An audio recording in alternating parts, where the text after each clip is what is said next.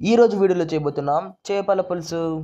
దానికి కావాల్సిన ఇంగ్రీడియంట్స్: ఎర్రగడ్డలు, టమోటాలు, అల్లం, కొత్తిమీర, ఎల్లిపాయలు, జీలకర్ర.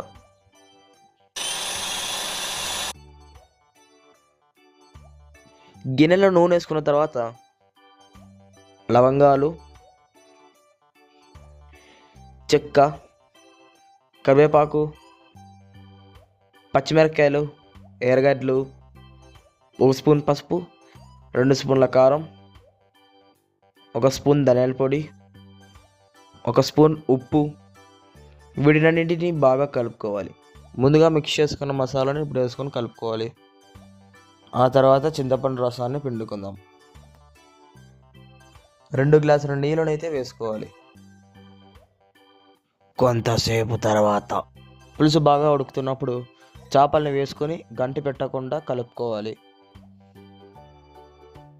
15 నిమిషాల తర్వాత ఇప్పుడైతే చేపల పులుసు రెడీ అయిపోయింది.